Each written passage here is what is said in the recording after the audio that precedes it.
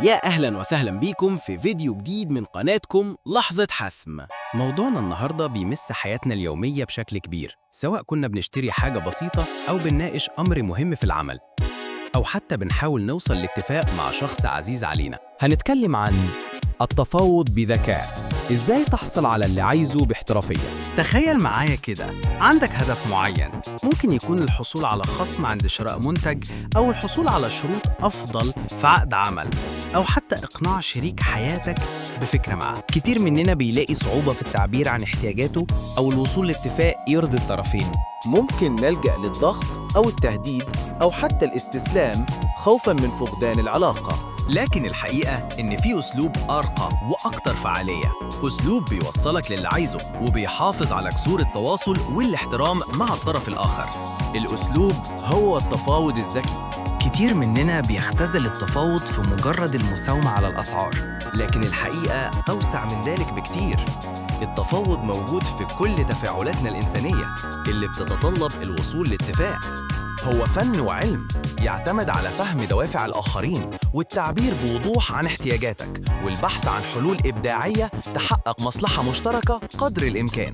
إتقان المهارة يمنحك قوة وثقة أكبر في التعامل مع مختلف المواقف الحياتية. في الفيديو ده هنتعمق أكتر في أساسيات التفاوض الذكي، وهنعرف إزاي نغير نظرتنا للتفاوض من كونه صراعاً إلى كونه فرصة للتعاون. وهنضيف لرصيدنا بعض الاستراتيجيات المتقدمة اللي هتساعدنا نكون مفاوضين أكتر احترافية وتأثيراً. بالإضافة للخطوات الخمسة الأساسية اللي ذكرناها، هنضيف بعض النصايح القيمة اللي هتثقل مهاراتك التفاوضية وتجعلك مستعداً لأي حوار. يلا بينا نكمل رحلتنا الشيقة في عالم التفاوض. التفاوض الذكي يتجاوز مجرد تبادل العروض أو المساومة على نقطة واحدة، هو عملية استكشاف معمق لاحتياجات ورغبات ومخاوف جميع الأطراف المشاركة. مش مجرد إننا نوصل لاتفاق وخلاص، المهم نوصل لاتفاق يستمر ويكون عملي وياخد مصلحة كل الأطراف في الاعتبار على قد ما نقدر. الطلب بيكون غالباً من طرف واحد بس، بيقول اللي هو عايزه من غير ما يبص على الطرف التاني عايز إيه. المساومة البسيطة ممكن توصلنا لحل وسط محدش بيكون مبسوط بيه قوي. كل واحد بيتخلى عن حتة من اللي عايزه من غير ما نفهم بجد إيه اللي مهم للتاني.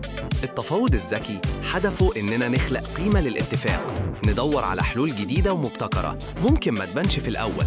جوانب تانية لأهمية إننا نعرف نتفاوض كويس في حياتنا، إننا نعرف نحل أي خناقة أو مشكلة بطريقة أحسن. التفاوض بيدينا الأدوات اللي تخلينا نحول الخلافات لفرص نوصل لحلول ترضي الكل، سواء كانت مشاكل شخصية أو في الشغل. إننا نبقى قادة أحسن ونعرف نأثر في الناس أكتر. القادة الناجحين بيكونوا مفاوضين شاطرين. إنك تفهم رأي فريقك وتعرف تتفاوض على الأهداف والموارد معاهم دي حاجة مهمة جداً. إننا نخلي فيه إبداع وابتكار أكتر. عملية التفاوض غالباً بتخلي الأطراف تفكر بطرق مختلفة وتطلع حلول ما كانتش موجودة قبل كده. إننا نبني سمعة كويسة. اللي بيتفاوض باحترام وبيحاول يوصل لنتائج عادلة بيكسب ثقة واحترام الناس، وده بيفتح له أبواب كتير في المستقبل. إننا نعرف نتعامل مع أي موقف صعب. الحياة مليانة مواقف محتاجة مننا نعرف نتفاوض عشان نحلها، زي لما يكون في مشكلة مع عميل أو مشكلة في العيلة. استراتيجيات متقدمة في فن التفاوض.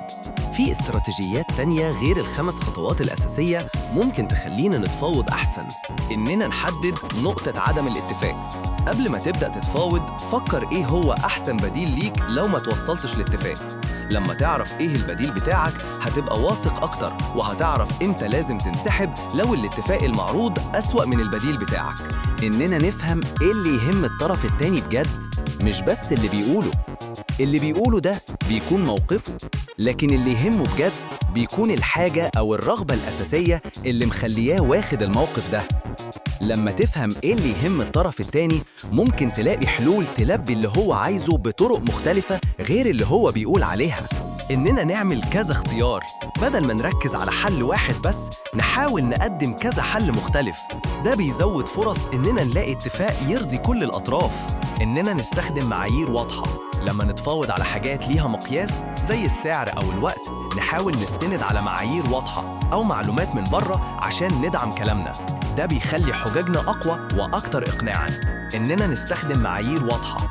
لما نتفاوض على حاجات ليها مقياس زي السعر أو الوقت، نحاول نستند على معايير واضحة أو معلومات من بره عشان ندعم كلامنا. ده بيخلي حججنا أقوى وأكتر إقناعاً. إننا نكون صبورين ومرنين. التفاوض ممكن ياخد وقت ومجهود، لازم نكون مستعدين نقدم ونستقبل عروض، ونكون مرنين في إننا ندور على حلول مبتكرة. إننا نكون صبورين ومرنين. التفاوض ممكن ياخد وقت ومجهود، لازم نكون مستعدين نقدم ونستقبل عروض، ونكون مرنين في إننا ندور على حلول مبتكرة. إننا نعرف إمتى لازم ننسحب. في أوقات أحسن قرار بيكون إنك تنسحب من التفاوض لو حسيت إن الاتفاق المعروض مش عادل أو مش بيحقق اللي أنت عايزه. نصايح زيادة عشان تبقى مفاوض أحسن: إننا نتدرب على التفاوض في مواقف بسيطة، نبدأ نمارس مهاراتنا في حياتنا اليومية، زي لما نتفاوض على سعر حاجة بسيطة أو نتفق مع صاحبنا هنروح فين. إننا نراقب المفاوضين الناجحين، نحاول نشوف الناس اللي بنعتبرهم شاطرين في التفاوض بيتفاوضوا إزاي، إيه الأساليب اللي بيستخدموها. إننا نقرأ كتب ومقالات عن فن التفاوض، في مصادر كتير ممكن تفيدنا وتدينا معلومات واستراتيجيات زيادة. إننا ما نخافش نسأل حد عنده خبرة، لو بنستعد لتفاوض مهم ممكن يكون مفيد نتكلم مع حد عنده خبرة عشان ناخد نصيحة. الخلاصة: التفاوض الذكي ده استثمار في نجاحنا. إننا نعرف نتفاوض بذكاء دي مهارة مهمة جداً وهتنفعنا في كل جوانب حياتنا. بالاستعداد الكويس والإنصات بتركيز والكلام الواضح، وإننا ندور على حلول تفيد الطرفين، وبالثقة في نفسنا هنقدر نحقق أهدافنا ونحافظ على علاقات قوية ومستمرة. تفتكر إن التفاوض ده مش خناقة، دي فرصة إننا نتعاون ونوصل لنتائج أحسن للكل. يا رب يكون الفيديو ده زود ليكم معلومات قيمة ومفيدة عن فن التفاوض الذكي. لو عندكم أي أسئلة أو تجارب حابين تشاركوها، مستني تعليقاتكم تحت الفيديو. وما تنسوش تعملوا لايك وشير عشان المعلومة توصل لأكبر عدد من الناس. ولو أول مرة تشوفوا القناة، اشتركوا وفعلوا الجرس عشان يوصلكم كل جديد. هشوفكوا على خير في الفيديو الجاي.